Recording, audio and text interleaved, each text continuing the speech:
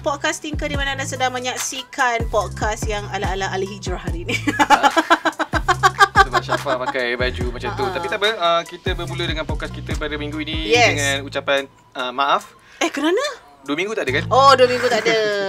Okay, tapi tak apa sebab sekarang ni Haikal macam dah free sikit. And then hopefully we get to macam buat bank untuk raya lah. Sebab raya will be like quite away. Lama sikit Haikal raya luar negeri. Yalah. But itu kita sembang kejap lagi. Tapi hari ni kita ada guest. Yep. Dan guest ini yang seperti mana kita bincangkan pada episod lepas. Kita dah cakap, kita ada tease wrestler ni dia punya coach Booker T. So we take out context dengan Booker T.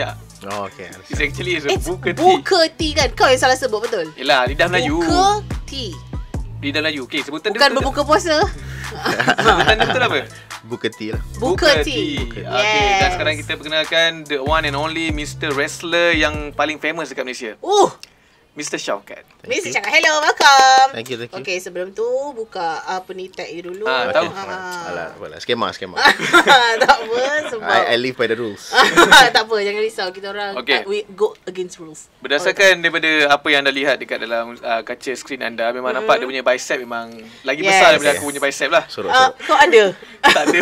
Mungkin aku punya lagi besar pada kau. Antara kita dua-tiga? Kau yang last. Okay. Okay, so yes, it's something yang macam very, when it comes to wrestling dan sebagainya, dia sangat-sangat besar, tapi it's very niche. Is that correct? That's correct actually. Kan? Dia macam pro wrestling ni macam apa yang cakap, it's sangat-sangat besar daripada segi in this worldwide following dia is as much as 40 million. 40 million worldwide, 40 million. This is we're talking about WWE lah. And then tapi it's niche in a sense yang dia ni macam sesuatu yang unique, I would say. And then at the same time juga ramai orang segan nak mengaku yang diorang layan wrestling. Ada yang mengaku ramai segan mengaku. Mengaku maksudnya dari segi dia pernah layan dia pernah layan ataupun sekarang dia mengaku tak pernah layan ataupun dia dulu suka. Dia actually both. Ada yang sangat suka tapi tak nak mengaku, dan ada yang dulu layan pun konon-konon sekarang ni aku tak suka wrestling. Aku layan MMA je bro. Oh ya, sebab fake lah yes, ini. Correct. Sebab I remember kan, sebab my dad macam is a memang fan wrestling yang gila-gila punya tau. Sebab so dia akan macam hari kalau dekat Astro hari apa kat Astro hari-hari ada dia channel sendiri. Yang sekarang dia akan tengok Network. Dia ada satu. Usually dulu Tuesday kot sini. Yes, Tuesday tak ada siapa boleh kacau dia punya TV. So TV tu dia punya, so dia akan ni. And then my dad adalah orang yang akan tengok wrestling dan akan macam dengan jiwa. Yes. Dengan jiwa. Tu apa ni, ayah aku lah. So kau tak tengok ke? Aku kecil-kecil dulu aku tengok tapi aku macam pergaduhan lah macam tu. Pergaduhan. So macam sebab dia ada macam zaman itulah yang I tengok macam ada McMahon dia punya Vince McMahon. So dia orang kan ada macam drama macam tu kan. Betul. So macam ini macam telenovela. Betul. Actually I would say macam banyak orang would describe pro wrestling ni sebagai telenovela with violence. That's why lah pukul 11. Sedap waktu anak-anak dah tidur. Nak tidur kan. Tapi telenovela ni tak sesuai untuk kanak-kanak. Nak tanya jugalah sebab kita bawa ke Mr. Shaukat ni bukan dia seorang peminat wrestler. Dia kan minat wrestling tapi dia salah seorang yang per wrestler. Ataupun ada nama lain untuk orang yang bermain. Professional wrestler lah. Professional ataupun sports entertainer. Sport. The term yang WWE guna lah sports entertainer. Tapi dalam dunia indie it's more of pro wrestling lah, pro wrestler. Okay, macam mana you punya permulaan tu? Macam mana sebab you tiba-tiba join? Okay, backstory. Okay. Aku pernah nampak Mr. Muka Shaukat dekat macam short film tau. Action short film. Okay. You pernah kan? Correct, betul. Dia tiba-tiba jadi wrestler. Okay. Dia macam mana permulaan macam mana permulaan wrestler? Mungkin boleh start daripada childhood. Okay, so panjang. boleh jugalah because basically memang start from childhood lah. Okay. So macam my brother ni jenis yang suka sewa tape VHS dulu kan. Yes. Dulu kan. So dia selalu sewa lah WWF dulu kan. Now WWE, WWF. So macam I still remember umur 4 tahun lagi time tu. So 4 tahun tengok wrestling. Tengok WWE, WWF dulu. First match tu Undertaker versus Kamala. Dia yang duduk ada seorang besar, perut besar macam tu kan. Konon-konon dia Ugandan Giant. Okay. So bila tengok dia dulu macam even bila kecil pun dah terpesona dengan karakter-karakter ni. Macam Undertaker ni macam apa benda Mamat ni, macam dia betul dengan rambut dia, dengan masing-masing ada konsep kan, karakter gimmick kan. Dan seorang lagi ni macam Giant daripada The Mountains, dengan face paint semua kan. So macam immediately rasa tertarik dengan benda tu. So membesar our whole family, adik-adik semua layan wrestling lah. So bila duk layan macam biasalah, bila budak-budak ni kita main wrestling dengan bantal. Kan dia bagi cakap don't try this at home, tapi itulah orang buat. Benda tu lah kita akan buat. Main dengan kawan-kawan, main dengan abang sendiri. Kita selalu wrestling lah. So macam dulu masa kecil tu, apa your favourite move yang buat kat orang? Tak kisahlah apa-apa je. Asalkan dapat style. Baling-baling je lah apa-apa yang lompat daripada atas sofa ke bawah kan. tu standard. Sampai selalu kena maki dengan my father kan. Standard. Tapi betul, dulu zaman aku kecil jugalah, macam belasan kan taklah primary school, aku ada satu move tau yang kalau aku buat tu semua tak nak main dengan aku, iaitu Wall of Jericho. Okay, Wall of Jericho tu dia macam kau akan grab kalau kau Google nanti kau tahulah. Okay, dulu masa kita tengok dia macam fun tau. Okay, tapi bila kau buat dengan sepenuh hati, sakit. Pakai kerusi ke? Kau buat kat orang. Macam ni dia orang tu baring meniarap, lepas kau lipat orang tu. Kau lipat kaki dia. Pakai kaki dia, kau pegang kaki dia, kau lipat orang dia. Faham. Okay. Time tu lah, that's why lah, no, don't try this at home. Tapi ada satu zaman dulu, I think in 2000s, most of budak-budak lelaki semua main wrestling. Dan bila waktu rehat, mesti semua main wrestling. Kat sekolah. So I rasa main kepala, aku nak jadi wrestler besar ni. Tapi tu ada, macam nak jadi wrestler kat Malaysia ni benda kelakar lah. Sebab benda tu tak wujud, tak pernah ada. So macam cikgu tanya, nak jadi apa bila besar nanti jadi wrestler. Memang semua gelak berkah lah. Betul memang you cakap yang tu? Memang betul cakap tu. Even up to sekolah menengah, masih ada pasang niat nak jadi wrestler tu. Same thing, cikgu tak nak jadi apa, nak jadi wrestler. Cikgu cakap, cubalah target benda yang realistik sikit kan. Kalau kau cakap kau medic wrestler, boleh faham lagi lah. Jadilah doktor ke. And then speaking of doctor, diploma I took makmal perubatan kan. Graduated with first class honours lagi, 3.84 GPA. Same thing juga. Thank you. Same thing juga. Macam lecturer tanya, lepas ni bila grad kau nak buat apa? Sebab there's a few offers for scholarship to continue degree as a doctor kan. My response was, saya nak jadi wrestler. Dan macam semua orang, Mama ni gila kot. tak ada. Dia ni belajar penat sangat ni. Dan macam in the end, that's what I pursued lah. So macam tadi macam brother ni cakap yang saw me in an action short film kan. So macam bila kita dah minat wrestling, when there's no platform here in Malaysia, our next step is to do whatever that is closest. So saya jebakkan diri dalam Muay Thai, dalam MMA, dalam martial arts, because that's the closest we can get to pro wrestling lah back then. And then daripada situ, I went into stunt in the film industry. So I did a lot of stunts, and then macam all the short film tu was just more of macam showreel. Kita buat for fun with our friends, and then kita share dengan production semua and stuff. So then from there, one day when it was in 2013, I think it was cannot remember, Booker T came down to Malaysia. Sebab lepas tu dia ada buat contest, siapa yang menang dapat lunch dengan dia. Itu value mahal tu. Yelah, kalau punya minat wrestling memang kira ni one is a lifetime experience lah. Correct. So like I won the opportunity.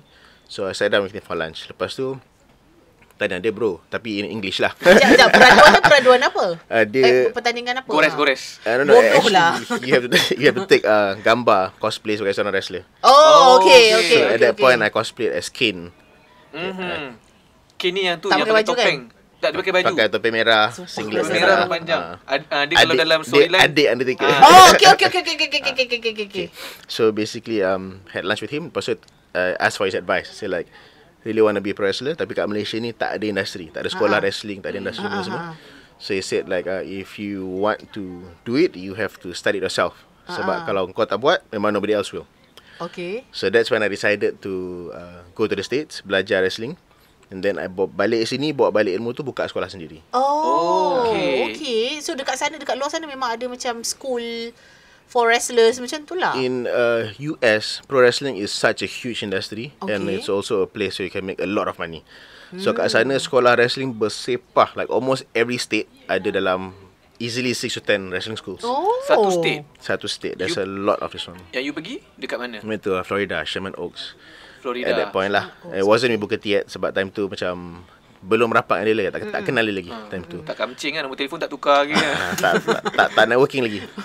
So you pergi situ by your own money, your incentive lah. Own initiative lah. So macam kat sana nak belajar wrestling is very expensive. It's about 3,000 USD. So kalau kita translate, yes correct. So if it translate to our we convert to our currency, it's dalam RM12 lah. RM12,000. RM12,000 sebulan. And then at that point, flight pun is about like 4,000 to 6,000 back and forth, return ticket kan. So in a way I was lucky sebab dapat belajar dengan coach yang allow me to sleep in his basement. Okay. So I didn't have to come out cost untuk macam apa nama dia? Sewa and stuff semua lah. And then from there lah belajar datang balik Malaysia, buka my own pro wrestling school. Okay. Berapa lama you kat sana? 3 weeks je. 3 weeks? Okay. Couldn't last longer lah because like the cost there is crazy, and then I couldn't work sebab sana kan you need work visa kan. Betul. So at least boleh lah kerja part time, cafe ke apa ke, tapi tak boleh. Yalah, ladang apa anggur pun tak ada. Okay. So Australia apa khabar? Okay, tak kat sana. Okay, jadi 3 minggu tu maksudnya you dah di-prepkan dengan so many knowledge pasal ni, cukup ke? Tak cukup, sangat tak cukup. Tak cukup. Like to be honest pun 3 minggu tu belajar almost nothing. Okay. Sebab pro wrestlers dekat US ni, they take their craft very seriously tau. Sebab benda ni it's been a big industry dah beratus tahun. So diorang anggap seni ni benda yang sacred, benda yang macam sangat-sangat penting. So macam they will not teach you terus everything. Yelah. Sampai sana for the first 3 weeks it was just of me doing rolling, tumbling, exercises, benda-benda yang basic gila yang memang macam me as a stuntman sendiri dah tahu dah. Okay. So in a way I wasted my money lah pergi sana semata-mata untuk sekian. So what I did was I end up balik Malaysia ni, I started breaking down videos as a stuntman sebab now I'm also a stunt director, coordinator lah for film industry. So I tengok video-video ni, I break it down slow motion and everything, and I created my own system. Okay. To wrestle, safety and everything. So from there I use that own knowledge to create the wrestling school punya syllabus.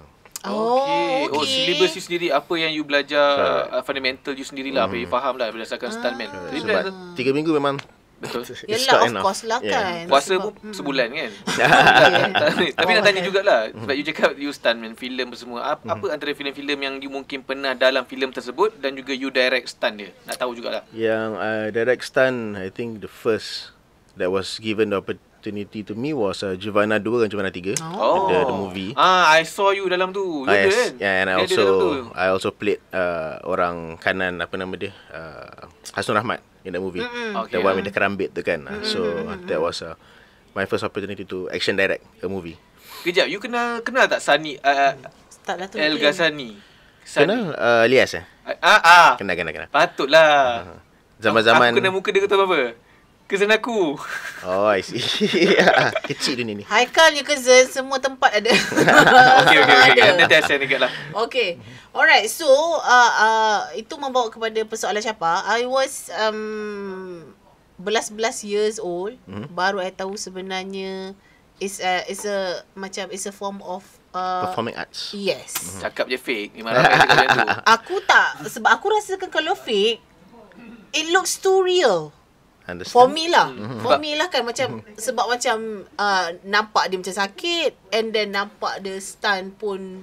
Sebab kalau tipu, kau memang dah tahu dia tipu. Macam contohnya macam dekat dalam filem lah, tumbuk tak kena. Tumbuk tu sebab dia ada teknik and all that kan. Tapi macam wrestling, and then ada live audience, kan macam mana dia, itu yang membawa persoalan I. So macam wrestling ni ramai orang yang akan benda senang lah, berlakon je kan sekarang. But it's a whole art form on its own. Okay. Art form daripada segi number one, you have to be very very fit athletically.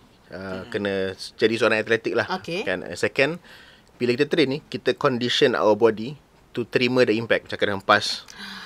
Kena hempaskan badan kita sendiri, and then kita kena bagi kawan kita tumbuk muka kita untuk practice and stuff. Sebab macam a lot of people think yang dia berlakon je, tapi actually there's a lot of pain that comes with it. Okay. And then it's controlled violence. We try to make it look as brutal as possible, but at the same time kita jaga pasangan kita masing-masing. Macam ramai orang masih komen on our Facebook ke, macam even Gila Gusti ni trailer bila keluar itu kan. Ramai gila orang komen, alah wrestling ni fake, tak payah support, by tengok MMA semua. But I don't understand kenapa rakyat Malaysia ni masih compare pro wrestling to MMA. Because it's well known pro wrestling entertainment performance, kan? entertainment. Yes. And MMA is combat sports. So it's two separate things. Faham. Yelah, kalau MMA tu memang, kalau contohlah dia bagi kau tengok free, kau tak boleh tengok dengan semua orang. Sebab dia terlampau violent. Dan violent dia memang kasar. Kalau wrestling, kau tahu dia macam, at least kau nampak dia macam entertainment. Let's say MMA, kalau kita berlawan, sasah kau menang. Dah tahu dah. Tapi kalau wrestling, dia boleh ada macam, maybe ada Cinderella story, maybe Giant versus apa? David versus Goliath. David versus Goliath. Kadang mungkin David tu menang. So the best kat situ. Okay, jadinya macam kalau kita tengok lagi, I punya reference adalah WWF saja. Maksudnya sebab lepas I dah besar apa semua, I tak berapa follow sangat kan. So macam berdasarkan apa yang I tengok daripada kecil tu, maksudnya bila you cakap macam kita kena jaga pasangan, adakah diorang dah tahu dengan siapa diorang nak berdepan? Okay, so macam pro wrestling ni most of the time our colleagues basically our friends. Okay. So bila there's a whole roster of pro wrestlers. So macam when you're in a professional level, kita semua dah macam boleh kenal cara work masing-masing. Work ni meaning wrestling lah. Tapi the istilah as pro wrestlers use ialah working with each other. So like for example, if I'm a wrestler, he's a wrestler. So I've seen him wrestle for like maybe 5 years. Okay. So when I get to the ring with him, I dah tahu roughly how to work with him. Alright. So on a professional level, most of the time kita wrestling ni dia secara spontan. Because the art form is like kalau nak bandingkan, the closest is like stand up comedy. Okay, so like comedy, your main aim is to make people gelak. Kan?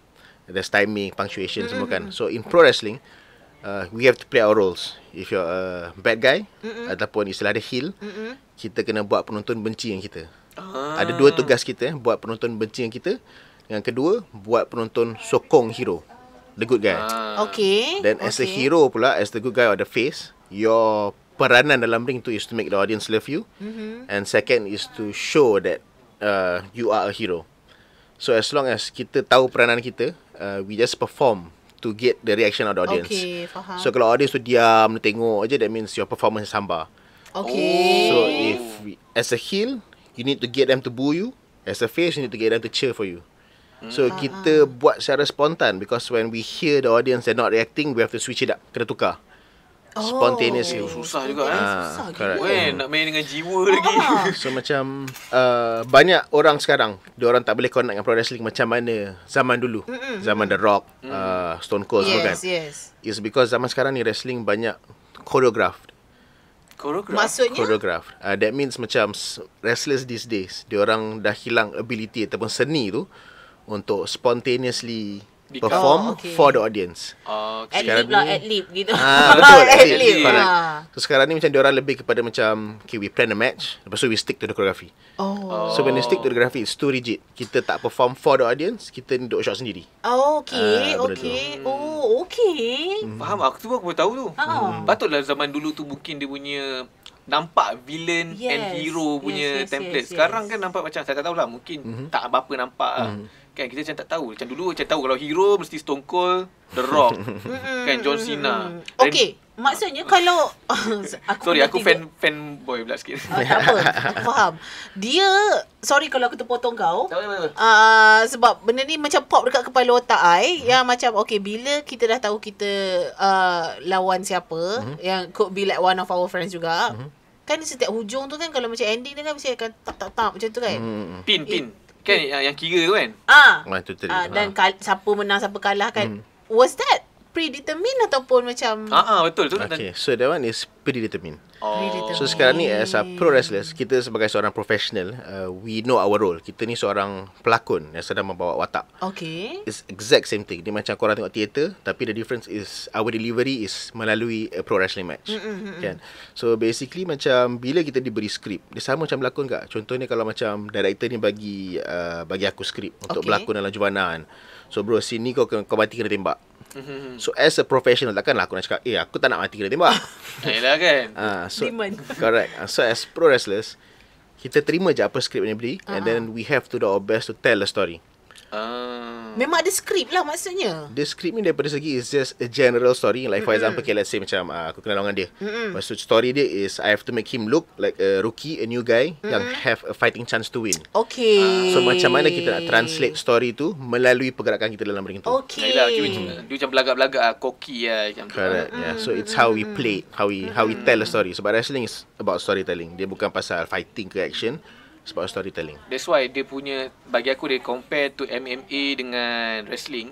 Wrestling finishing dia akan menjadi satu benda yang wow. Meaning is, kan setiap wrestler kan ada finishing style dia, finishing move lah kan. So mesti dia akan ada finishing move then pin ataupun give up ke apa kan. Tapi kalau MMA dia akan ada anti-climactic. Faham. First round dah habis. So dia dah habis dah. Kalau wrestling dia macam anticipate, macam dia build up kan. Betul. It reminds me kan, my favourite part of wrestling bila tengok dulu adalah bila yang menang tu jalan masuk ke dalam balik. Okay, faham. So that one tu aku rasa macam gempak gila. Gempak, sebab dia akan jalan, dia akan macam akan ambil masa yang lama, tapi macam how the audience will support the person kan, macam akan macam tu kan, dia jalan slow. Correct, macam tu. So macam pro wrestlers ni brands. Setiap wrestler dia ada gimmick masing-masing. Okay. So they have to do what they can to make the audience love you or hate you. Benda tu lah. Nak tanya juga, Syaukat dalam Malaysia punya scene, you selalu bad guy ke hero? Dia macam mana, macam okay, because I'm the creator of pro wrestling. Okay. Dekat Malaysia ni. Malaysia apa nama dia? Kalau kat luar WWF, WWE. Kalau Malaysia? Dulu when I started, nama dia Malaysia Pro Wrestling. MyPW. Tapi lepas tu saya dah keluar daripada MyPW sebab tak sehaluan dengan my partner. So I created a new company called Apex Wrestling. Impact Wrestling. Apex Wrestling. Asia Pacific Wrestling lah. Asia Pacific. So macam I try to want to be the bad guy. Sebab being the bad guy macam susah. Macam cakap, ramai orang nak jadi hero tau, tapi ramai orang tak suka jadi yang jahat. Tapi like for me, I prefer to jadi yang jahat sebab peranan dia penting. You need to make the guy look good. Contohnya, okay, I'm a bad guy, he's a good guy. Lepas tu dia ni baru. Macam mana I nak bagi penonton nak sokong dia sebab dia baru. Okay. Dia mesti ambar ni. Orang baru masuk, penonton macam siapa Mamat ni? Siapa kan? So, contoh, even let's say if I fight with him and then he debut, jadi ni contohnya tak ada badan fizikal yang kuat, pun penonton macam akan macam terus rasa macam apa benda wrestler macam ni. So it's my duty as the bad guy to make him nampak believable as a hero. So benda tu for me is very challenging. So I like to be a bad guy. Tapi susah ni bila when you're the creator of pro wrestling kat Malaysia ni, the fans know that backstory. Macam mana pun diorang nak support juga. Faham. Faham. So in the end, like I always have to play the good guy. Okay. Menarik juga tu. Tapi maksudnya boleh pilih lah kan. Maksudnya kalau it depends. Macam like independent level, kita boleh pilih. But most of the time promoter ataupun owner company yang buat skrip ni, dia lah yang decide. So like for example, like for me, I'm the promoter, so I decide my students ni siapa yang baik, siapa yang jahat, based on the way they work, based on how much I trust them to play their roles, and also based daripada segi rupa lah. Sebab kadang-kadang muka ganas ni takkan muka jambu jahat kan? We have to, kadang-kadang muka jambu boleh jadi jahat, tapi we have to give a specific character, macam belagak ke poyo ke psycho kan, believable lah. Nak tanya jugalah, tadi kita dah sembang-sembang pergi US kan semua kan. Nak tanya macam mana boleh kamcing dengan Booker T? Okay. Tak habis kita kan. So after Booker T advice tu, kan I open up my national school, and then fast forward like 7 years later, daripada first show kita buat, dalam belah-belah orang yang datang. And then now if we do a show, easily dalam 2,000 lebih people come to watch our show and everything. So we grew the scene from something yang very indie, very underground and small, to something yang have a good following sekarang ni. So macam during the pandemic in 2020, macam I was finding for someone to train with. Sebab macam kat Malaysia ni, I'm at the top. Not just Malaysia, Southeast Asia. Masa bila you memang dah nak household name lah you. In Philippines, Singapore, Thailand, mana-mana yang I wrestle in Southeast Asia, I'm always in the main event. Sebab macam top star lah kira. So, and then at the same time, macam my level of wrestling is above there. So macam there's nobody for me to train with untuk nak upgrade. Sebab saya bukan jenis yang aku dah power, aku tak nak belajar. But I'm the type of guy yang macam sentiasa kena cari cara nak improve. Because this art is evolving, and at the same time seni dia mendalam. You need to learn the psychology of the audience. Macam mana nak bagi diorang sedih, macam mana nak bagi diorang marah, macam mana nak bagi diorang sorak. So I was finding for mentors dekat luar negara.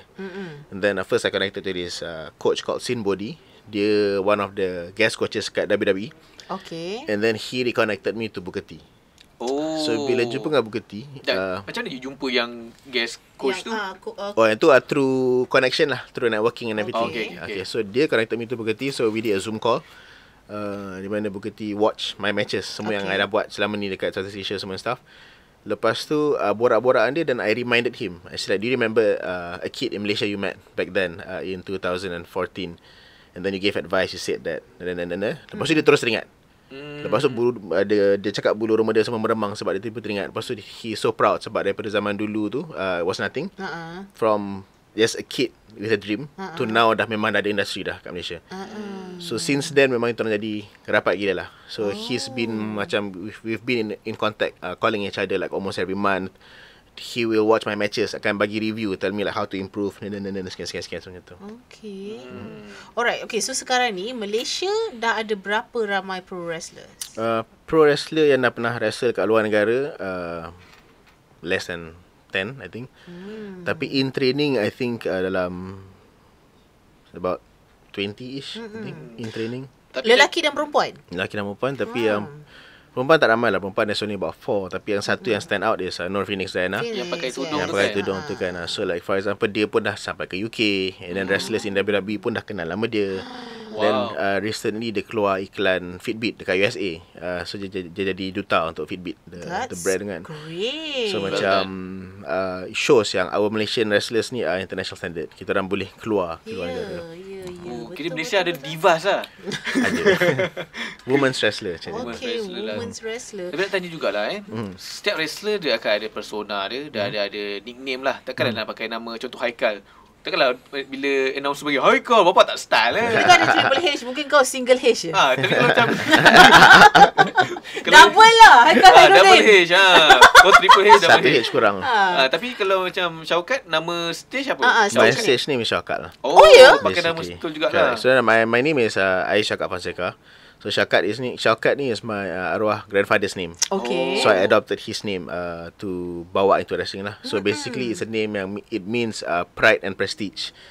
So the character yang I bawa in pro wrestling is basically there's dua cabang. Satu is Nusantara Warrior.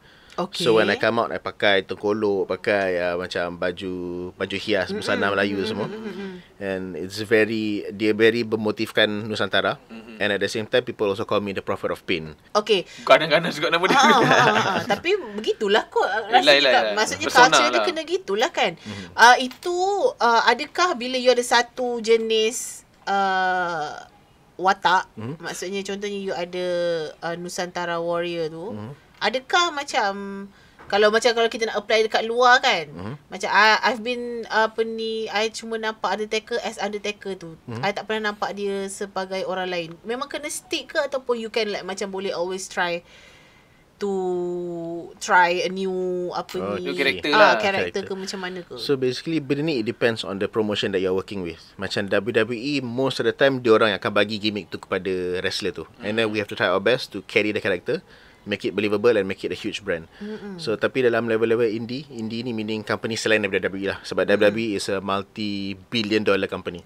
So diorang dah ada sistem diorang sendiri, diorang ada script writers diorang sendiri, ada creative team diorang sendiri. So apa-apa yang diorang bagi kita, that is your character, this is your script, you have to follow. No questions asked. Tapi macam daripada segi independent company, macam maybe AEW, Impact Wrestling, NJPW semua, we have the freedom untuk carry our own characters yang we've been bringing in the independent scene lah. Faham? Kenapa orang suka? Kenapa my dad suka wrestling? I think, like for me honestly, the beauty of pro wrestling is the storytelling aspect. Okay. Orang akan sakit hati bila tengok yang jahat ni main tipu. Bila orang luar datang kacau, dia pakai weapon. Lepas tu at the same time dia feel kesian for the hero, dia nak hero ni menang. So wrestling is very very visceral storytelling. Okay. So macam mana pun orang yang tak layan wrestling pun, if you watch a match you can still follow. Walaupun let's say you tengok match ni first time, tak tahu pun cerita backstory dia apa. Okay. Tapi because drama dalam match tu akan rasa tertarik nak tengok. Betul? Betul. Okay. I ingat lagi I macam menyirap tengok dia kadang-kadang ada dua orang, dua pair. Tag team dua pair, lepas dua lawan dua. Pasal lagi yang seorang ni nak mati, tiba-tiba yang tu dah masuk dua-dua. Faham tak? Faham. Sumpah aku paling bengang yang tiba-tiba halang referee tu. Lepas tu seorang lagi datang. Referee pergi macam distracted tempat lain, tiba-tiba dua sekali masuk. Tengok aku. Aku yang emo sekarang. Sampai tu memang emosi. Tiba-tiba yang tu kacau ni, betul dia tumbuk curi lah. So kalau let's say for example, kalau rasa emo bila tengok benda tu, that means those wrestlers are doing a good job in telling the story. Okay, faham. Sebab itulah orang suka kan. Betul. Orang tak suka violence tu. Betul lah, storytelling lah sebenarnya. Tolak tapi violence tu kejap. Move lah sebenarnya, cantik. Tapi kalau macam Shaukat, apa you punya special move? Sekarang ni it's called perlukan Haikal. Jangan buat sekarang. Boleh YouTube boleh cari kan. Jangan buat sekarang. I know you buat sekarang. Dengan single H. Tak puasa ni. So dulu it was a Samoan driver. Samoan driver ni I would carry the person on my shoulder. Lepas tu I akan twist dia, and then kepala dia kat sini, kaki dia kat sini. Oh, macam Tombstone driver ke? Lebih kurang, tapi dia lagi lagi ganas sikit daripada segi bila I twist dia atas my kepala, I pusingkan dia, kepala dia kat sini, kaki dia kat atas, and then I jatuh dengan dia. So dia terlipat untuk ke bawah. Okay, kita tengok tu. Nampak jangan ganas tu. Okay, bila dia jatuh tu, macam impact yang kalau kita tengok, okay, kalau macam pukul, tumbuk dan segala tu, I faham the impact yang macam you boleh macam you brace kan.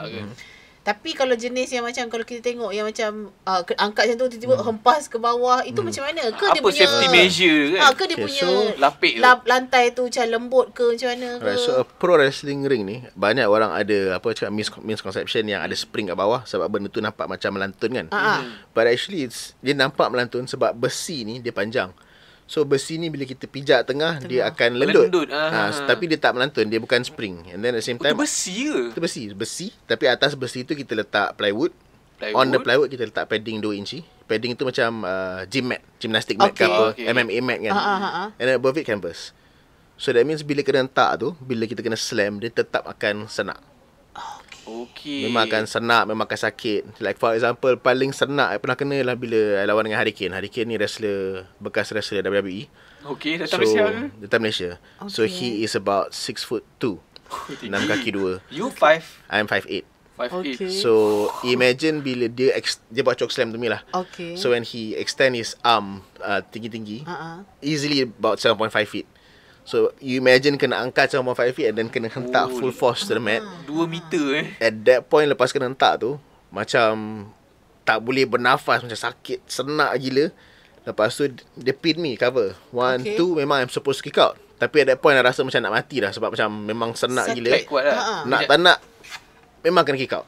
Maksudnya supposedly memang patut move on, masih berjalan lagi lah kalau ikut skrip lagi. Tapi memang I manage to move on lah. Tapi rasa dia azab nak move on tu macam ya Allah kick out.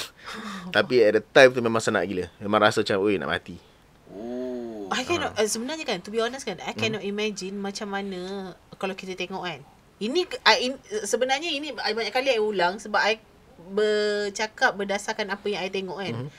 Macam yang kena teruk-teruk tu, how can they manage to get up and teruskan? Maksudnya yang kena angkat daripada atas, kena hempas ke bawah. Macam so, dia macam okay. When kita belajar wrestling, kita belajar pasal safety. Safety ni senang je. Safety ni, tak adalah senang. But the concept is to protect your head. Concept is bila kita jatuh on the mat tu, always try to land with our back. Kepala ni kita kena protect, jangan bagi kena. Sebab kalau kena, boleh concussion lah. Concussion means gegaran otak kan. So benda tu yang kita kena jaga. No matter what move pun, if you get slammed, you have to make sure yang your head is protected. So throughout apa-apa terima lah, apa move pun, macam rock bottom ke, power bomb ke, benda daripada tinggi kena campak daripada tingkat atu ke, if you land, you have to land on the back. Kepala kena protect, tu je kena konsep aware dia lah. You have to be very fully aware of your body. Dah bercakap pasal safety ni, dalam sepanjang you tengok wrestling, you buat move ni, move apa yang paling risky? Macam I tengok selalu kalau macam pedigree kan, Triple H lah, yang dia lipat tangan orang tu, lepas tu dia hempas tu. Okay, itu kalau dekat macam hari biasa, macam hari Isnin atau hari Tuesday-nya malam, dia akan tahan dengan lutut tau. Tapi bila macam main event, contohnya event macam pay per view kan, kau bayar baru dapat tengok tu, kadang dia lepas betul tau. So ada tak macam dari segi pemahaman you lah, yang you tahu, yang you belajar, ada tak move-move yang memang risiko tinggi? Dia actually all the moves are very risky lah. Sangat-sangat risky. It depends on the person juga. Sometimes kalau kita salah dengar, sebab wrestling ni kan spontaneous. Okay. So let's say during a match, the next spot I want to do is a move called, let's say for example, a package power driver. So I have to whisper to this guy in a way, tapi audience tak ada perasan. I need to tell him yang, dude, I'm going to give you a package power driver. Okay. So dia kena prepare diri dia. Okay. But if dia salah dengar and dia brace cara yang salah, then might break his neck. For example. Sebab sometimes let's say you have to protect your head by tucking your chin in your chest. Okay. Sometimes you have to protect your head by tucking backwards. Okay. Sometimes yang break neck tu jadi bila orang tu salah dengar and dia tuck cara yang salah. You pernah ke ada miscommunication macam tu? Sebab nak bisik kan, takkanlah tiba pakai tangan kan. Kantoi pula kan. Like for me tak lah, because like most of the time I work with professionals yang level yang dah pernah wrestle kat WWE semua. So like when we communicate to each other, we make sure both of us understand, baru we proceed with the move. Tapi in a way, when we discuss, when we in the ring ni, kita bercakap sepanjang masa we are talking actually. Like, but the audience won't actually notice that. Sepanjang masa we are talking to each other. Like, dude, are you okay? Are you hurt? We will always like. Oh, ya ke? Correct, yeah. We will always talk to each other. So aku baru tahu macam faham ni. Aku cakap dengan dia tadi sebelum masa tadi dah berurak-urak kejap. Aku baru perasan satu video ni yang macam John Cena. Dia cakap John Cena lah paling bising yang bagi command sampai orang boleh dengar. Baru aku tahu dia orang berborak. Paling tak cover lah. Paling tak cover line lah. Macam mana? Okay, contoh dah hempas, lepas tu tiba-tiba dia macam ni kan. Kan dia macam konon sakit juga. Lepas tu dia cakap lah, sakit ke weh? Correct. Faham. So kita kena pandai-pandai cover. Sometimes apa kita buat adalah we pretend like we are tengah maki-maki orang tu. Padahal cakap. So facial expression semua nampak macam tengah maki, tapi actually I'm instructing what to do next. Kau okay tak? Sometimes sometimes if the move is jauh, this jarak jauh, I will tell the referee. Konon-konon pergi check on him and tell him this. So while I'm distracting the audience, referee will go to him. Konon-konon nak check are you okay, but then the referee will tell him like, lepas ni je dapat benda ni. Then we continue to. Trick itulah. That's some of the tricks lah. Macam mana. So that one is already on the professional level. So kita always spontaneously tukar-tukar apa kita nak buat lah benda tu. So when you salah dengar, when you miscommunicate, itu yang injury jadilah. Pernah terjadi dekat Apex Wrestling? Like for miscommunication? For me tak pernah lagi. Tapi macam let's say for example, two things saya pernah kena to me. Number one is during a match, my knee dislocated. So dia tercabut daripada soket dia. Dia mainly just because of macam wear and tear. Sebab our body ni macam, okay, let's say for example as an MMA fighter, yes you train, but you tak sengaja bagi diri kena tumbuk. Betul tak? You only get hurt during a match. But in pro wrestling, during training ni, kita kena hempas badan kita berkali-kali on the mat just to get used to it, supaya biasa dengan senang je lah. And then at the same time, macam kita have to give our body untuk kena pukul. So in wrestling ni, dia ada tempat selamat nak pukul supaya tak bengkak, tak lebam semua. Tapi impact tu kita bagi kuat lah. Just need to make sure yang kena tepat dekat tempat yang berdaging. Macam sini. So mana tempat-tempat yang tak lempat lebam supaya bukan apa. Please don't use it to abuse anyone. Dah tahu. Kau nak jadi wrestler ke? Kau cakap je dengan aku. Kau nak berhenti ke daripada dunia entertainment ni? Nak masuk entertainment yang baru? Entertainment baru. Tak. Okay, one place je. Yang kalau kena tak lebam sangat lah. Paling utara chest lah. So chest if you see kan chop kat chest dia pukul kuat kan. Dia sebab ada orang selalu. Correct. Sebab chest ni masa dia tebal. So if you slap on the chest, kalau ada masalah, kalau tak ada masalah, memang berbirak sakit lah. To be honest, kalau begini lah. Kalau aku ketuk dah badan dia tak ada berlebam. Ini berbirat ni. So you have to find tempat yang berdaging. Tempat berdaging. So macam even bila kita tumbuk orang ke, bila kita nak siku orang ke, kita dah kena cari bahagian kita yang berdaging untuk connect dengan orang, untuk kurangkan lebam tu. So let's say kalau aku nak tumbuk kau, kita kena berdaging, tempat ni berdaging. Okay. So I need to punch you using here, not here. Kalau sini memang pecah lah muka. Betul. So I punch you here. Memang ada sakit, tapi dia takkan lebam lah. Oh, faham. Daging dengan daging lah. Correct. So kadang-kadang bila nampak pecah ke lebam tu, is actually kalau terkena lah. Terkena. So benda tu memang kena prepare lah. Maksudnya move yang paling tak sakit ialah Rikishi punya tu lah, yang bagi bontot. Kau ingat tak? Tak sakit tapi memalukan lah. Faham lah dia macam mana. Rikishi ni pernah cerita. Dia cakap kalau dia suka partner dia tu, dia akan make sure dia basuh dia punya spender tu. Dia akan pergi toilet sebelum match. Tapi kalau dia tak suka orang tu, dia ambil dia punya spender yang dah stok 2 minggu punya. Dia tak pergi toilet, dia tak basuh semua. Dan dia bagi lah. Dia bagi betul-betul dia tonyoh. So sampai orang tu cakap muntah betul-betul semua. Okay. Now aku rasa mana yang basuh, mana tak basuh. Aku nak tengok satu yang memang tak nak. Memang muka memang macam banyak mencarut dia. Faham. Okay. Culture fan punya pro wrestling dekat Malaysia punya fan macam mana? Diorang demand diorang macam mana? What they want to see? Okay, so macam actual pro wrestling fans in Malaysia, they're actually very very quite supportive. Sangat-sangat supportive. Macam whatever we post, our engagement is very very high. Macam our Apex Wrestling page, walaupun jarang post, but our weekly engagement sampai lah cecah lah 100,000 and stuff, because they are very supportive. Bila tengok benda baru kita post, diorang share, diorang excited ada benda baru kat Malaysia. But ada juga golongan yang suka bandingkan WWE dengan Apex Wrestling. Tak boleh lah. So it's different because WWE has been in the industry for over 100 years and they are a multi-billion dollar company. And then kau nak bandingkan dengan company yang kita start from grassroots. So you cannot compare these two lah. So macam seperti biasa, macam akan ada orang macam tu yang akan cakap benda ni WWE macam ni, kenapa ni macam tu.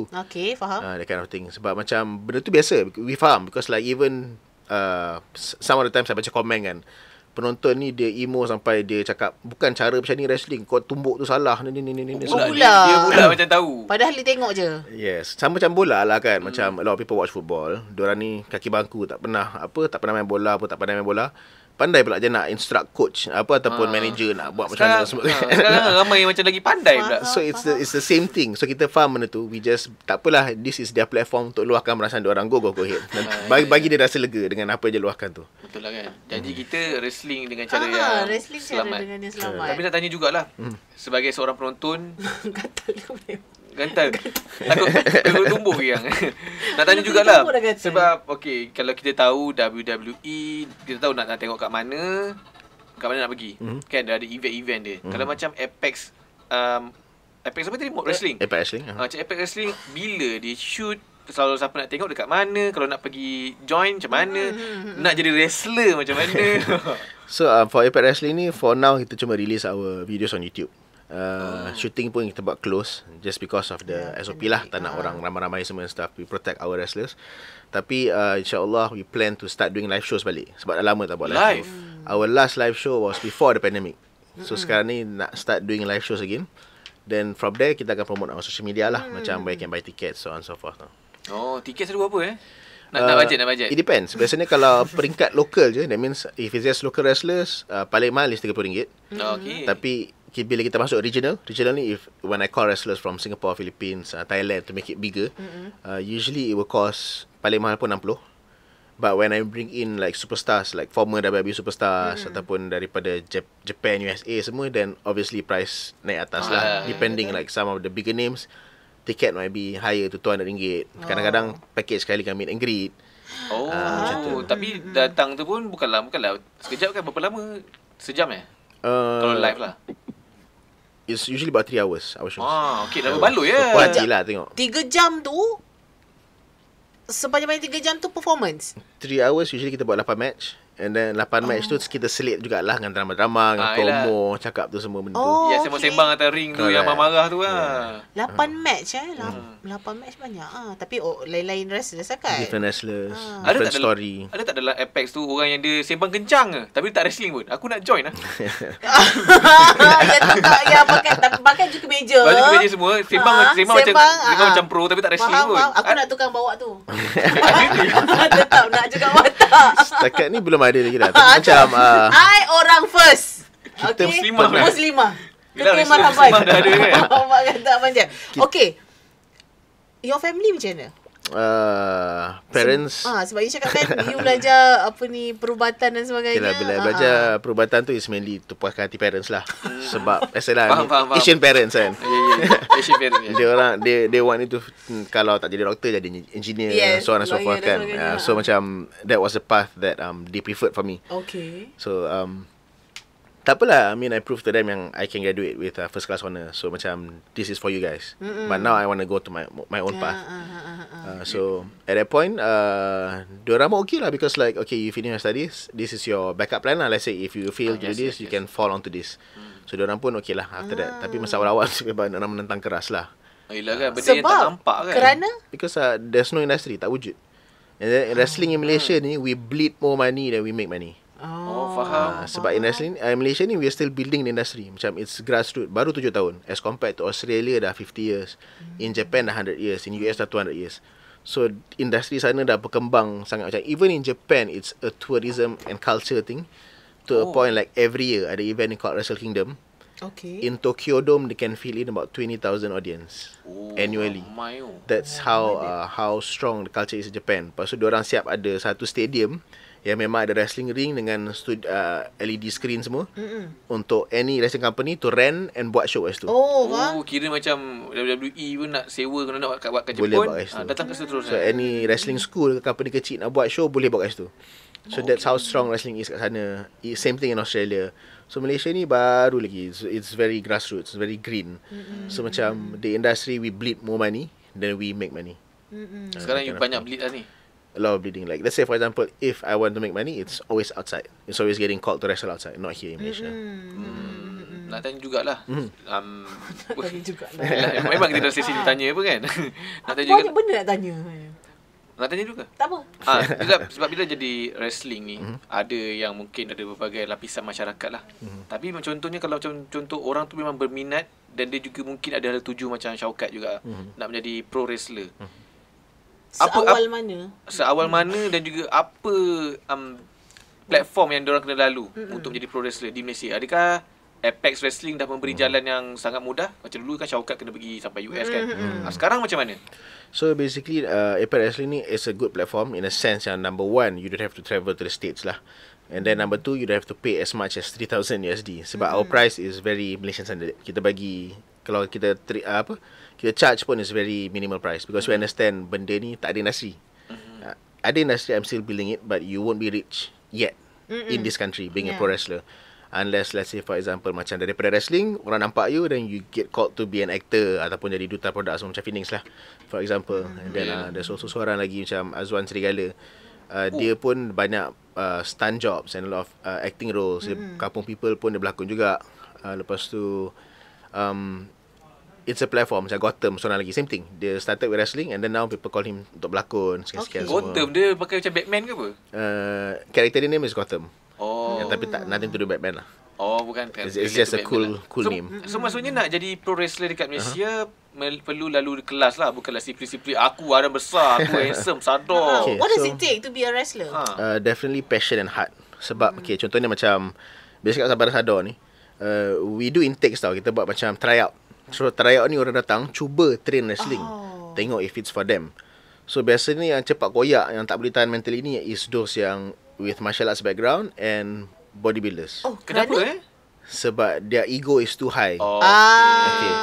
So for example macam, aku martial artist, aku boleh batal orang betul, kenapa aku nak kena berlakon? But then I ask them back like, but you came here to try out, so like what's the point of you coming here if you're not going to listen to me?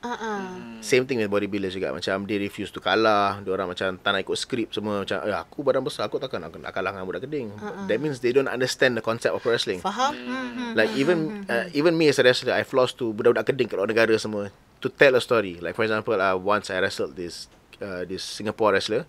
So dia budak local. So the story I had to tell is macam how to make him look like a hero. Okay. So the match, macam the whole match tu I torture him dengan macam-macam cara semua, make the audience kesiankan dia. Dan in the end he won. And the audience semua sorak gila, tiba-tiba sokong dia. Okay. So that's the beauty of pro wrestling. That's our role as a pro wrestler. Kita tak boleh nak ada ego macam like, aku sado, aku tak boleh kalah. Aku power, aku tak boleh kalah. There's no such thing as that. And then secondly is also the training lah. Sometimes it's very brutal lah our training. Macam itu yang nak tanya kita tu. train level macam elite athletes. So for example, even for warm up, we do 50 push-ups, 50 sit-ups and 50 squats. Warm up as warm up. Warm up je. Sumpah dengar apa kena pening macam mana ni. So, warm up. Macam mana nak join. Belum kat orang lagi. Bila this martial artists and bodybuilders, they are unable to follow our training, diorang akan rasa macam benda ni mati aku orang betul. It's an ego thing. Tapi ada yang stick with us. Macam Azwan Serigala, he's a former bodybuilder. Tapi dia boleh tahan benda tu. So he stay with us. So most of the time, bila I buat tryout ni, those yang stay with me are those yang betul-betul minat wrestling. So diorang ni tak ada badan lah, diorang macam keding, diorang macam gemuk, tapi diorang ada hati nak continue training. Macam even though seksa, muntah, there's this guy called Carl. Bila dia train when he comes to train with us, dia akan muntah berkali-kali. Dia muntah because it's very tough training. Tapi next day datang lagi. So like for me, one of the most important thing that you need to have is hati lah. You have to drop down your ego kena kosong, and then kena ada the heart to continue training. Yelah, badan boleh buat, passion tak boleh nak buat. Betul. Okay, yang paling teruk lah, sebab dia cakap tadi warm up 50 push up. Okay, itu warm up kan. Kalau yang betul-betul punya, how hard is it? Quite hard because macam one of the important aspects of wrestling is also stamina and endurance. Betul. Let's say for example, I've wrestled a match as long as 1 hour. So, pernah. It's an Ironman match. Ironman match ni memang sejam lah duration dia. So you imagine having to perform in the ring with such intensity selama sejam. Penat, memang pancit gila, but you have to do it. And then at the same time, as a pro wrestler, kita kena ada endurance yang tinggi. Sebab let's say if kita pancit tengah-tengah match tu, we get sloppy. Kita nak angkat orang tu tak larat. Kita nak protect partner kita tak larat. So injuries also happen when the wrestlers are gassed out. Gassed out ni term untuk pancit lah. Bila dia dah betul-betul tak larat ni, tapi dia kena protect kepala orang ni, kadang-kadang terslip, kadang-kadang terlepas. So that is when injuries happen. So memang kita train wrestlers mainly for endurance and stamina. Itu pasal lah. Macam mana nak train? Okay, apa boleh latihan? Contoh-contoh latihan orang kena buat in terms of stamina endurance tu. Dia susah nak describe because it's not macam typical sports training kan. Tapi macam there's this drill called blowouts. Blowouts ni kita akan buat sampai paru-paru kita kosong, sampai kita rasa macam nak mati. Aktiviti ni apa bang? Banyak guna. So let's say for example macam tahu tak jumping burpees? Atas susu ke bawah. Correct. So let's say for example we do that for 10 minutes. And non-stop. Then so sementara in between the jumping burpees tu, you have to do lari setempat tapi in full speed. I dengar ni pun paru-paru I dah kosong sekarang. Yeah, so for 10 minutes. So sometimes most of them 3 minit dah muntah dah. 2 minit dah muntah, 5 minutes dah muntah.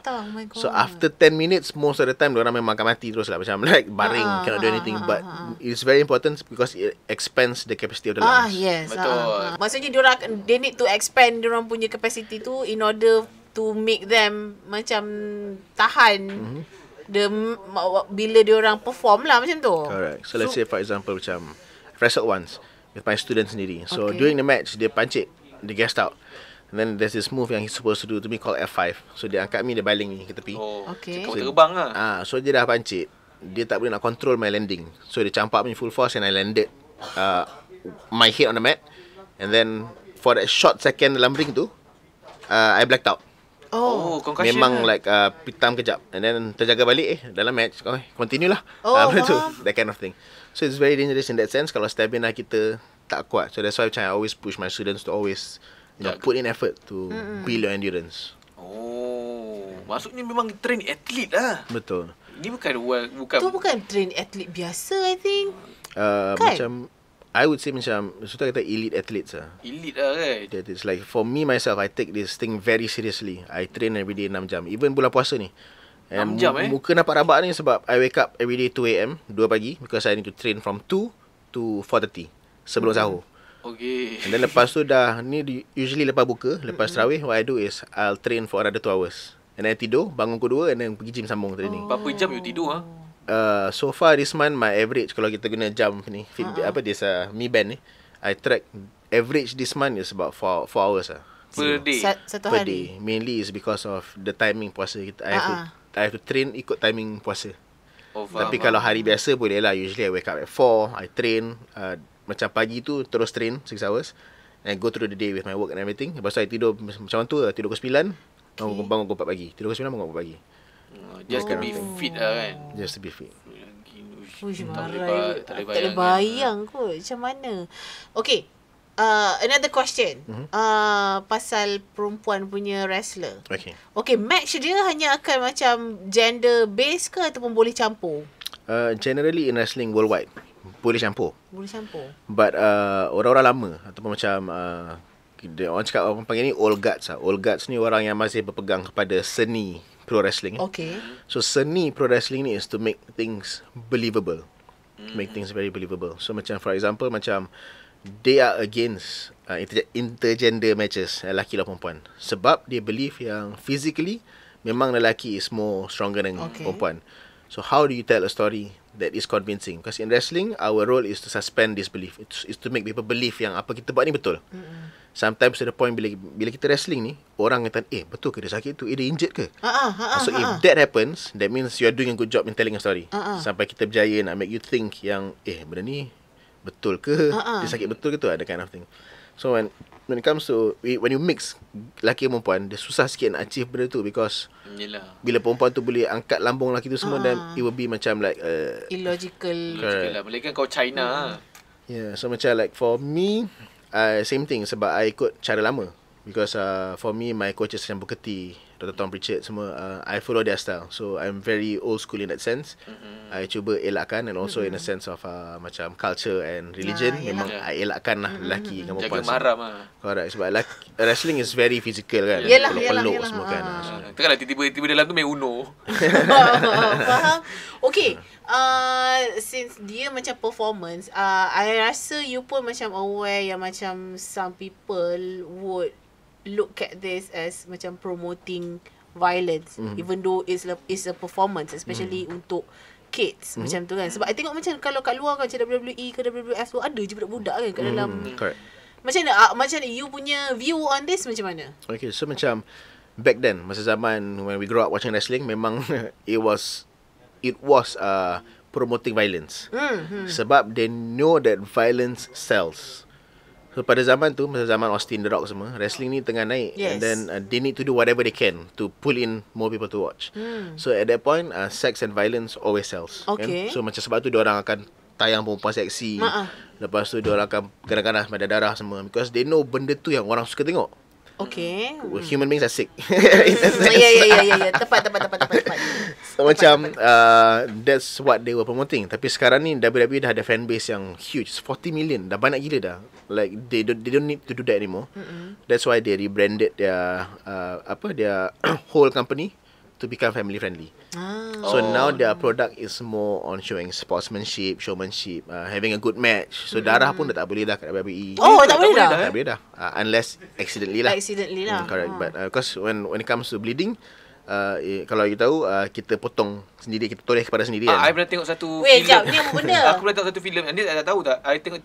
Aku tengok satu filem. Wrestler. I think wrestler kot, yang orang tua tu, dia the last match. Dia kan pakai apa tu?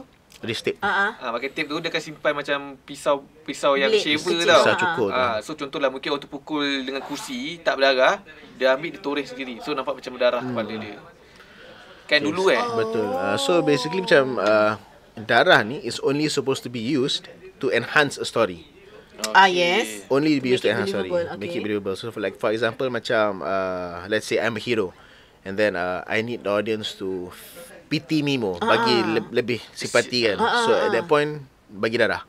So bagi darah, then they might feel more like, aduh, kesian dia, that kind of thing kan. So macam like this one point dulu bila I wrestle dekat Taman Tun dulu sekali.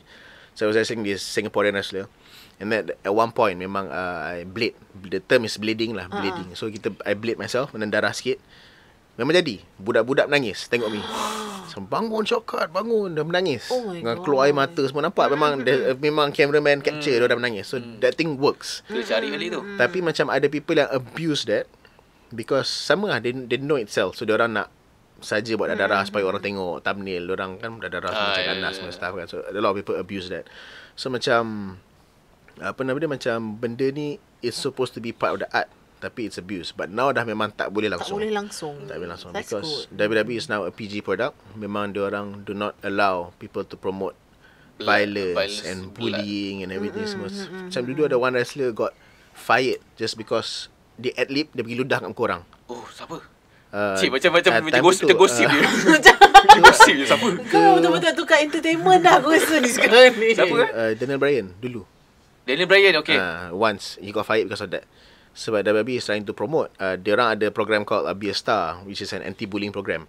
So when you do something yang despicable macam tu, then he got fired. Then one of the time, one of these guys on baru-baru ni wrestling, pro wrestler in NXT, WWE juga, dia posted gambar dia buat misal macam Hitler. So Hitler kan, yes. so he got fired after that. So macam WWE now is very protective of their brand and image. Faham. Everything needs to be very family oriented. That's good to know lah kan. Sebab macam our age Lain kan. Okay, so that's good to know. Yelah, dulu tengok satu match, aku tengok satu match dulu, Sean McMahon, anak yang tu, anak dia lawan dengan siapa yang kena campak dekat cermin tak pecah. Bila aku dulu tengok macam tak pecah, dia buat sekali, best. Bila aku baca back story, rupanya dia ada satu panel, dia ada panel 1, panel 2. Sepatutnya dia campak dekat panel 1, which is kaca tu senang pecah. Dia pergi campak kat panel 2. Sakit. Of course lah sakit. Cuma itu ada macam, I mean like macam kena educate lagi lah kan. Kena educate lagi for supaya people misconceptions macam ni tak ada. And then mana yang sebab kadang-kadang macam I macam terfikir juga kan, kalau if we are going to allow macam underage to at least watch ke apa kan, of course dia akan ada influence sikit on them kan, tapi macam how to do it safely itulah macam selalu terfikir. Tapi it's good that macam you dah explain now and diorang dah lebih kepada family oriented. So macam sebab orang faham lah tu art, dia bukannya bergaduh, tu sebenarnya performance. Betul lah. Sebab bila dah WWE dah apply benda lah tu, of course lah macam pro wrestling around the world pun akan apply benda yang sama, correct? So like fans these days 99% dah tahu dah wrestling is performance. Kecuali budak-budak. Macam Santa Claus, they believe that Santa Claus is real. Yes. So Santa Claus ada same thing, it's the exact same thing. So pro wrestling sama, budak-budak je percaya benda ni betul, tapi dewasa semua tahu it's scripted, but they still watch it because of the entertainment factor. Tu je. Okay, nak tanya jugalah kan, walaupun kita dah sejam berborak ni, tak rasa babe. Kita nak tanya ke arah yang lebih orang kata ke education juga, di mana Syaukat juga baru-baru ni ada filem Gila Gusti. Baru nak promote nampak. Kita bagi orang pemahaman fundamental dan kita bagi movie untuk orang tengok. Okay. Syaukat sekarang dah ada buat filem, nama dia Gila Gusti. Sekarang ni kalau tengok, dulu kat Wayang dah tak ada. Sekarang ni ada dekat Astro First. Tak tahu dah channel berapa, tapi boleh cari. Dan boleh tak ceritakan sikit tentang Gila Gusti ni? Adakah sebab orang-orang gila bergusti ataupun sebenarnya orang yang minat gusti? Gila Gusti ni actually is dia, I would say it's only about like 40% touch on wrestling lah, because it's basically just an effort untuk branding. It's an effort to make wrestling kat Malaysia ni dikenali. Tu je. So macam storyline dia semua is very mainstream kind of story. Macam there's nothing yang touch in depth. Ada sikit-sikit tentu pasal macam scripted and everything tu, but there's nothing in depth. Tapi like if you're a wrestling fan, you definitely enjoy. If you're not a wrestling fan, you lagi akan enjoy, because it's scripted in a way to be very santai. Don't tak payah nak fikir panjang ke benda semua. Like a lot of people are surprised bila tengok Gila Gusti tu is actually a lot more fun than people thought it would be. Sebab even TGV Pictures, they told us yang our trailer is paling viral. Even time tu keluar sama dengan Batman kan. But Batman only had like 79 shares, the trailer. Tapi Gila Gusti punya trailer had like over 600 shares. Sebab you ada Gotham. Tadi tu. And then macam the comments pun macam Batman is only like 100 plus. Our comments is like thousands of comments. Most of it is orang tengah kecam. Salah benda ni cerita pasal wrestling, semua. Tapi but there's the thing. The thing about wrestling is it's very intriguing to the point yang kau suka ke tak suka ke, you will still engage with the product. So like Gila Gusti, I think it's a good movie for you to check out, just to have fun and apa lah yang it's basically my reinterpretation of cerita lama called Ready to Rumble, tapi in a more Malaysian manner. Apa storyline dia? Adakah storyline dia macam seorang budak kampung pergi ke bandar ke atau macam tak, kita tahu jugalah bagi orang. Okay, Gila Gusti ni basically is about two fans. Diorang ni terlalu taksub dengan wrestling to the point yang diorang ni macam budak-budak lah, mentally tak okay sikit. So they believe that wrestling is real. So their hero Naga, which is played by me, he basically lost a match. So macam diorang percaya yang benda tu betul sangat, sampai diorang nak cuba balas dendam untuk Naga ni. Padahal Naga ni sendiri dah beritahu dah, wrestling ni berlakon kenapa, asal korang obsessed sangat. Siapa yang diorang yang pelakon yang menjadikan Syafiq Nasib dengan Aisyah Khalid. Aisyah Khalid. Okay. So basically that's the story of Gila Gusti lah. So diorang macam misi untuk membalas dendam untuk very Malaysian punya ni lah. Adventure macam gitu. So it's just our effort untuk nak bagi orang kenal Apex Wrestling. Okay, macam mana penerimaan movie tu selepas dah keluar di wayang dan sekarang kat Astro-First? Macam mana penerimaan orang mungkin dah kata, baru kenal, baru tahu kat Malaysia ada wrestling ke? Macam mana penerimaan mereka? So far so good. Macam some of them yang daripada kecam jadi okay. Like even macam Zaflok pun he surprised with how good the movie is. Kalau usually cerita Malaysia ni dia bagi bad review, so our review is okay. And then macam a lot of reviewers they are very terpesona dengan the wrestling aspect of the movie. Cuma macam some of the comments of the critics is that they wish yang movie ni would be more focused on wrestling. Okay. Tapi susah. The problem is when you're in Malaysia and then like for example macam we have investors yang we have to dengar cakap diorang like you have to do slapstick comedy, kau kena ambil artis ni, so we have to follow their demand. So benda tu jadi because of that. So but I still believe yang if you watch it you still enjoy it lah. Okay. Sebelum Syakak datang, sumpah macam okay lah, macam you punya kehadiran hari ini really macam open my eyes. Sebab sebelum you datang, Haikal cakap kita akan bawa wrestler. So I really thought yang macam you punya organisation adalah sama seperti macam Persatuan Taekwondo.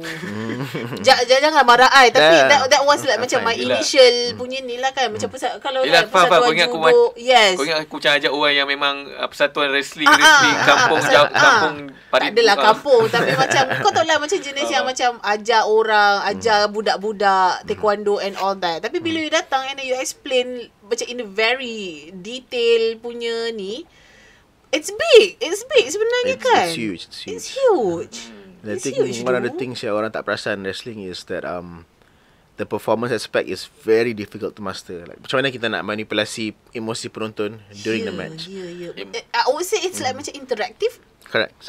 Macam a bit kan, macam interaktif jugalah kan. Kalau macam you nak kena engage dengan audience. Sebab macam kalau theater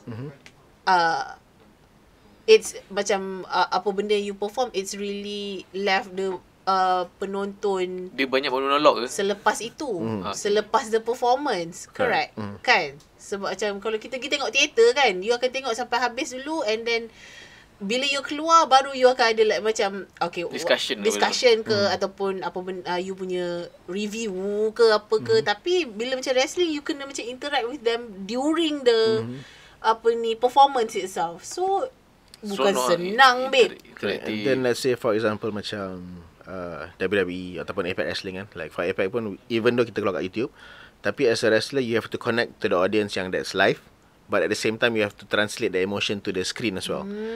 So you have to be aware of the camera placement, semua kena cari kamera, kena main kamera, kena main penonton. Dah macam penyanyi dah. Banyak kerja korang. So it's actually orang panggil ni psikologi. Psikologi ni bukan psikologi minda, tapi it's called the art of psychology. Basically kita kena tahu cara nak main dengan penonton, cara nak main dengan kamera to translate whatever that we're trying to tell, bagi orang faham cerita dia. Yes. Faham. Tapi itulah, it's an effort though. It's really an effort lah. Dia dah borak macam ni, mungkinlah baru orang faham. Mungkin mereka yang sebenarnya skeptikal dengan industri pro wrestling ni, mungkin sekarang dah berubah sikit lah. Mungkin orang akan tengok dengan dari sisi yang berbeza lah. Kan malam ni mungkin bila kau tengok wrestling, okay, ni lah aspek yang dah Syaukat cakap tadi tu. Tak, orang ni ke kau? Aku tahu kau orang first. Tapi nak tanya jugalah apa visi dan misi Syaukat dalam industri pro wrestling ni kat Malaysia. Mungkin untuk dalam 10 tahun akan datang ataupun 20 tahun akan datang. Apa visi dia? My main aim is to grow wrestling scene kat Malaysia ni to the point yang wrestlers kita ni boleh jadi celebrities. Our wrestlers boleh make good money, good earning being a pro wrestler. Sebab sekarang ni everything is done out of our own pocket. Macam apa-apa pun, let's say for example, even kau tak dapat sponsor pun, I sendiri bayar diorang, tak apa, it's okay. Because it needs to be done to grow the industry. Sebab contohnya macam let's say independent scene, apa-apa industri pun kan, if you don't pay people, the industry cannot grow. Sebab buat apa kita put our heart, our passion in, but we don't get anything in return. Betul. So in wrestling, I'm trying to start that culture. If you want someone to wrestle on your show, if you want to watch pro wrestling, people need to get paid. So benda ni is slowly growing to be very well. Macam Gila Gusti, I got all my wrestlers to act in the movie. And then macam some of them dah jadi actors yang sekian semua. So it's a good thing. Macam I'm trying to introduce wrestling to Malaysia, make it mainstream to the point that our wrestlers ni will be respected and at the same time boleh buat boleh cari rezeki by being a pro wrestler. Macam doing something that they love. Correct. And then make money out of it. Alright, like pro wrestling sekarang ni in Malaysia, just me and myself dengan Nur Finis Zaina yang full time yang actually can make a living out of pro wrestling by itself. So I want the same thing for everybody else with the same minat dari pro wrestling Malaysia lah. You punya level dah kira orang kata boleh asyuk lah. Junior level. Dalam pro wrestling asyuk lah. Yeah. So macam I think for last month I dah upload dekat my IG kan. It's a video from Dr. Tom Pritchard. So Dr. Tom Pritchard ni is the first coach of WWE. Masa WWE baru buka their developmental untuk talent. He was the first coach. And then at the same time dia ni lah trainer, coach kepada Kurt Angle, The Rock, sekian-sekian semua. So dalam video tu he was actually watching my matches and he said that my level of wrestling is way up there. So macam for me to hear that coming from someone yang train The Rock kan is good enough not yang nak tahu yang this is the level of Malaysian wrestling actually. So macam bila that's what I cakap, macam bila I baca komen dekat YouTube semua orang cakap benda ni wrestling macam ni tak betul lah semua, I ignore them because for me yang penting is orang-orang industri ni, acknowledgement. These guys are legends, they train legends, so I listen to them. So the fans they can give their pendapat, but it's just pendapat lah basically. But bila ada you sekarang, maksudnya it's possible to have another you. Definitely. Maksudnya kan you dah ada dah macam you nampak ada pelapis-pelapis yang boleh pergi ke sama level dengan Syaukat. Ramai sebenarnya. But the problem is macam ni jujur lah. So kalau orang tengok pun bagi orang terasa. Jangan potong ni sebagai promo. Bagi tahu orang punya YouTube channel saya nak hide dia. Sebab sejujurnya diorang ni some of them number one ada attitude yang rasa je dah power. So tak nak training. Okay. Tak nak training. And then at the same time macam let's say for example if some of them give excuse yang aku kerja, aku busy. Okay. Same thing with me. I have 4 different companies that I'm balancing while training as a full-time wrestler. I never skip training. I always go to the gym. And then ada pula jenis yang talented, memang power, never miss training, tapi mana nak pergi gym, mana nak buat badan. So bila kita tegur macam cakap you have to buat badan because number one it's for your own protection. When you get slammed semua it absorbs impact. And number two, wrestling ni is a business yang sangat visual. Betul. When you go into the ring dengan badan yang sasa, orang terus akan macam ni lah wrestler. Dia believable lah. Correct. Kita tak nak orang cakap tunjuk aku. Dia dua benda je, dua intonasi yang berbeza. You want people to see you and say ni lah wrestler. You don't want to go out there and people say ni wrestler. Oh yes. Faham. Maksudnya you dah mewakili brand, industri. So if they want to be on a level yang let's say international ataupun orang start pandang orang, they have to buck up, go to the gym, start training like a wrestler should train. And at the same time please train macam like a wrestler would train. Sebab kalau kau tak train, memang nampak karat in the ring, memang your safety of your opponent takkan nampak sangat, so your psychology won't be too good. So benda ni is very important to be well versed on an international level. Dengar tu siapa yang nak jadi wrestler kat luar. It's possible, but only if you are macam betul-betul passionate. Passionate. Ni bukan 100% ni. Ni nak kena 200 lah. Betul. Right. Maksudnya you need to believe the brand. Okay, let's say if you give 80% of effort, for example, memang I can help you make a name in Malaysia. I can help you make a name in Southeast Asia. Sebab I pernah, memang banyak kali I connect my students dengan company dekat Philippines, dekat Singapore. So they go there, they make a name for themselves. Tapi if you want to be on an elite level, macam in Japan or in USA, industri sana ada beribu wrestler. So how do you stand out? If you want to stand out, you have to train like an actual outstanding wrestler lah, benda tu.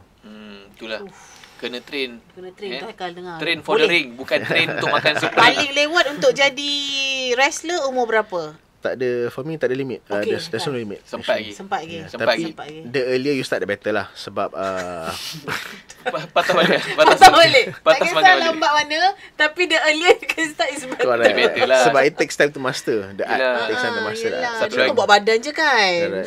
Yelah, kalau umur kau 18, engkau hempat badan dekat atas ring, senak tu kau boleh tahan. Ini tak bangun-bangun, babe. Terus ambil bantal tu, terus tidur. Macam Phoenix, she started training when she was 16. Okay. And now she's 22. So 22 ni dia dah power dah. Dia dah level international. Even like Booker T ke Tom Pritchard, tengok dia pun, diorang macam power perempuan ni, kalau dia datang US ni best ni. Sebab she's very marketable in a sense yang dia unik. Unik, yes. Dia seorang, this is the only hijabi wrestler in the world kan. So dia single lah. Single lagi. Tiba-tiba tanya, tak lah, takut dia tanya. Apa kau ni bangun dia single, tapi dia dah cakap kami yang she will only focus on her career until she make it to WWE. Dia tak nak pandang lelaki. Of course dia akan fokus. Kalau macam mengikut Syaukat kata kena train macam gini, kena give like, mana ada masa nak date. Betul juga kan. Saya bayang I tengah 50 push up lagi. Boring member nak tunggu lah. Okay, Syaukat. Kita dah berat panjang ni, tapi mungkin orang tak kenal Syaukat. Macam mana nak kenal Syaukat dengan lebih mendalam? Apa social media Syaukat. Ada juga di Apex Wrestling kalau nak tengok kat YouTube kan. Betul. Kat mana? On YouTube, Facebook and Instagram boleh cari Apex Wrestling. Macam ni je dia? APAC Wrestling. Apex Wrestling. Okay. And then you can find me on IG lah. I Syaukat Fonseca. Itu je lah my platform. Yang lain semua, because IG is my public profile. Yang lain semua is okay, faham. Private. Private. Kat Facebook kan. Apa ajak aku podcast sembang. Alright, so yes, thank you so much sebab datang and ajar kita orang. It's really macam wonderful lah. I mean, kita orang suka kalau ada guest yang macam di luar, maksudnya normal yang bukan di luar bukan luar tabi'i ke bukan. Maksudnya di luar our bidang and come and then macam share their journey and all that. It's really wonderful and interesting lah for us. Sebab kita kat mana lagi kita nak belajar, nak tahu pasal benda mendalam ni kan, nak cakap nak pergi jadi wrestler mungkin akan seorang. I macam Lambert lagi. Tapi kalau kita dah ada connection ni, kalau let's say memerlukan, kita deal untuk pergi seorang, hantar seorang training. Tak payah training. Aku nak gini je. Boleh. Boleh kalau Apex Wrestling memerlukan gadis pembawa pusingan, saya ada. Gitu. Boleh, jangan risau. Boleh. Mana tu boleh cross promo. Cross promo apa? Yelah, hantar wakil lah. Tapi dulu pernah buat kat Astro tau, dulu dengan Era. Oh ya? Era FM, Johan, Zizan pun ada, Ray dengan Hanif semua ada. Okay. Diorang kalah ke? Obviously diorang jadi hero lah. Dah boleh kalah. Diorang tak boleh push up lagi. Tapi serius, if you guys watch back, ada lagi kat video tu, Johara versus dengan Wrestlers Malaysia. Bila training tu, I'm telling you, macam best gila. Sebab Hanif and Ray, diorang dipaksa train seperti seorang wrestler. To a point yang sorry lah, Ray dengan Hanif, I share korang ni cerita. Muntah lah diorang Sampai level menangis nak berhenti. Sampai tak sanggup. Macam like, please, I don't want to go through this. Boleh nanti kita try. Boleh kita tengok. Ada tak kat dalam video yang diorang gitu? Tak ada lah. Ada. Okay. Mungkin yang ada kat video tu dah hero lah. Yelah, dah era edit mesti dah nampak hero. Okay, itu dia podcast untuk minggu ini. Yes, thank you for coming. Terima kasih oleh Mr. Syaukat. Dan juga kalau nak tengok, boleh tengok dekat YouTube Tinker Studio, namanya Podcast Tinker. Dan nak dengar, boleh dengar dekat Apple Podcast, Google Podcast, Spotify dan juga di Shop. Yes, dan minggu depan kita akan ada seorang lagi guest yang mencemaskan. Betul. Ini cemas takut kena grip. Ini cemas takut kena grip. Yang tu cemas takut macam takut tiba-tiba viral lah. Tiba-tiba viral lah. Okay, aku okay lagi. Aku takut. Aku takut. Kita jumpa lagi minggu depan. Assalamualaikum. Waalaikumsalam. Bye.